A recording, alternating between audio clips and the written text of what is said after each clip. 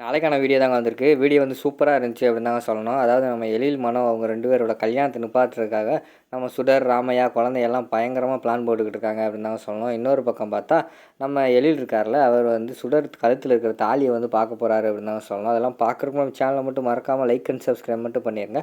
First எடுத்தோனே நம்ம எழில் வந்து இந்துவோட ஃபோட்டோவுக்கு முன்னாடி நின்னு புலம்பிக்கிட்டு இருக்கிற மாரி தான் காட்டிக்கிட்டு இருக்காங்க. "சாரி இந்து, என்னைய மன்னிச்சிடு. ஏதோ சந்தர்ப்ப சூழ்நிலையினால தான் நான் வந்து 2வது கல்யாணம் பண்ண வேண்டிய சூழ்நிலை ஆயிடுச்சு." அப்படிங்கிற மாரி சொல்லிக்கிட்டு இருக்கிற மாரி காட்டிக்கிட்டு இருக்காங்க. அதெல்லாம் பக்கத்துல இந்து வந்து நிழல் மாரி நின்னு கேட்டுக்கிட்டே இருக்காங்க. "எனக்கு தெரியும் எழில், உங்களுக்கு என்னைய விட்டா வேற யாருமே பிடிக்காதுன்னு எனக்கு தெரியும்.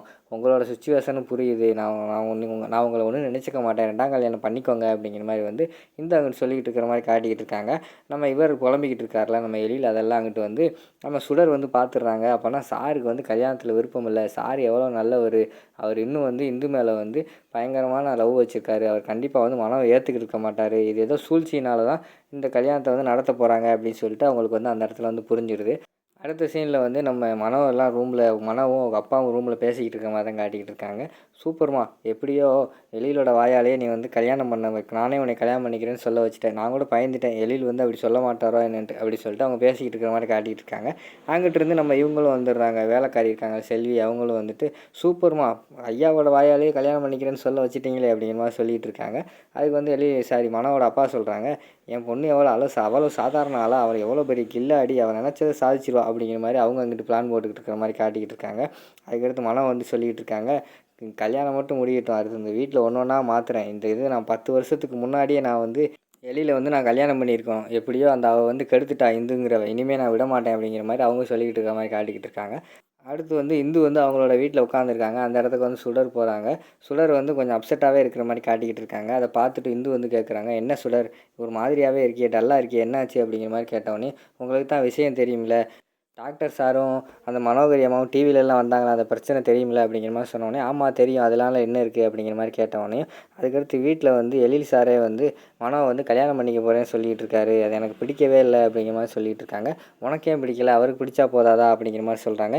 அவருக்கும் பிடிக்கல, ஆனால் வேறு என்ன செய்ய, ஏதோ ஒரு சூழ்ச்சியால் வந்து அவரை வந்து இப்போ கல்யாணத்தில் கொண்டு வந்து நிறுத்தியிருக்காங்க. கண்டிப்பாக அது மனோவோட வேலையாக தான் இருக்கும் அப்படிங்கிற மாதிரி சொல்லிகிட்டு இருக்காங்க. "சே மனம் எல்லாம் அப்படி பண்ண மாட்டா, அவள் வந்து நல்ல பொண்ணு." அப்படிங்கிற மாதிரி வந்து நம்ம இந்து சொல்கிறாங்க. "அவங்களாம் நல்ல பொண்ணு, அவங்க எனக்கு பிடிக்கவே பிடிக்காது, உங்களுக்கு தான் பிடிச்சிருக்கு என்னமோ." அப்படிங்கிற மாதிரி சொல்லிகிட்டு இருக்காங்க.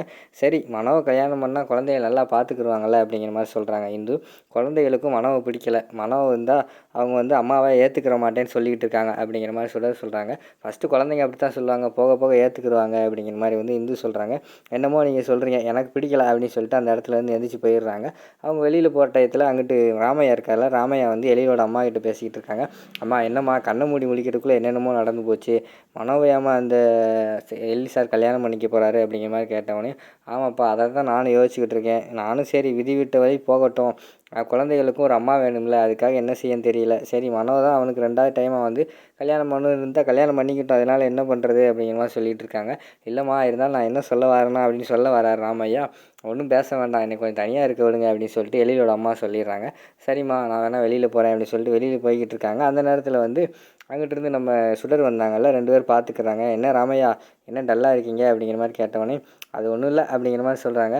"இல்லை, உங்களுக்கு வந்து அந்த மனோவும் எழில் சாரும் கல்யாணம் பண்ணுறது உங்களுக்கு பிடிக்கலைல." அப்படிங்கிற மாதிரி சொன்னோன்னே, "எப்படிம்மா கரெக்டாக சொல்கிறேன், என் மனசில் இருக்கிற அப்படியே சொல்கிறே." அப்படிங்கிற மாதிரி சொன்னோன்னே, "எனக்கும் தான் பிடிக்கல." அப்படிங்கிற மாதிரி வந்து சுடர் சொல்கிறாங்க. "ஆமாம், அவங்க கல்யாணம் பண்ணிக்கிட்டாங்கன்னா குழந்தைய நிலைமையை பார்த்தா எனக்கு பயமாக இருக்குது." அப்படிங்கிற மாதிரி ராமையா சொல்கிறாங்க. "ஆமாம், குழந்தைகளை வந்து கண்டிப்பாக அவங்க சரியாக பார்த்துக்கிற மாட்டாங்க. குழந்தைகளுக்கும் அவங்கள பிடிக்கல. அதனால் வந்து எப்படியா அந்த கல்யாணத்தை நிறுத்திடுவோமா?" அப்படிங்கிற மாதிரி வந்து நம்ம சுடர் கேட்குறாங்க. "கல்யாணத்தை நிறுத்திடுவோமா? எப்படி நிறுத்துவ?" அப்படிங்கிற மாதிரி வந்து ராமையா கேட்குறாங்க. "எனக்கு அதை வச்சு சூப்பரான ஒரு பிளான் இருக்குது, அதை வச்சு நிறுத்திடுவோம்." அப்படிங்கிற மாதிரி சொல்கிறாங்க. "அப்போனா நானும் வரேன், கல்யாணத்தை நிறுத்துறதுக்கு நான் என்னனாலும் பண்ணுவேன்." அப்படிங்கிற மாதிரி ராமையா சொல்கிற மாதிரி காட்டுறாங்க. அடுத்த சீனில் வந்து குழந்தைகளுக்கும் இந்த கல்யாணத்தில் வந்து விருப்பம் இல்லை, அதனால் அவங்களும் டல்லாகவே இருக்காங்க. அப்போ வந்து கவியா வந்து சொல்கிறாங்க, "மனோகரி ஆண்டியை வந்து என்னால் ஏற்றுக்கவே முடியல. அவங்க மட்டும் அம்மா வந்துட்டாங்கன்னா அது இதுன்னு ரூல்ஸ் போடுவாங்க, என்னால் இருக்கவே முடியாது." அப்படிங்கிற மாதிரி சொல்லிகிட்டு இருக்காங்க. அதுக்கு அபி வந்து சொல்கிறாங்க, "இங்கே பாரு, ம மனோகரி ஆண்டியை வந்து நம்ம அம்மா இடத்துல வச்சு நீ பார்க்காத. அம்மானா நமக்கு ஒரே ஆள் தான், அவங்களாம் நமக்கு அம்மாவாக முடியாது சரியா?" அப்படின்னு சொல்லிட்டு அவங்க அந்த இடத்துல ஃபீல் பண்ணிக்கிட்டு இருக்காங்க. அந்த இடத்துக்கு வந்து நம்ம சுடர் வராங்க. சுடர் வந்து கூல் ட்ரிங்க்ஸ் எல்லாம் கொண்டு வராங்க. "என்ன குழந்தைகளா, என்ன டல்லா இருக்கீங்க, அமைதியா இருக்கீங்க?" அப்படிங்கிற மாரி கேட்டவுடனே, "எங்களுக்கு வந்து மனோகரி ஆன்ட்டி பிடிக்கல" அப்படிங்கிற மாரி சொல்கிறாங்க. "எனக்கும் தான் பிடிக்கல. சரி நம்ம அந்த கல்யாணத்தை நிறுத்துறதுக்கு நல்ல பிளான் போடுவோமா?" அப்படிங்கிற மாரி சொல்கிறாங்க. "ஐ சூப்பர்! நம்ம அந்த கல்யாணத்தை நிறுத்திடுவோமா?" அப்படிங்கிற மாரி அபி கேட்காங்க. "கண்டிப்பா நம்ம நிறுத்திடுவோம். கவலைப்படாதீங்க" அப்படின்னு சொல்லிட்டு அவங்களுக்கு வந்து ப்ராமிஸ் பண்ணி கொடுக்காங்க நம்ம சுடர். அடுத்த சீனில் வந்து எழில் வந்து சாப்பிடாமயே ஃபீல் பண்ணிக்கிட்டு இருக்கிற மாரி காட்டுறாங்க.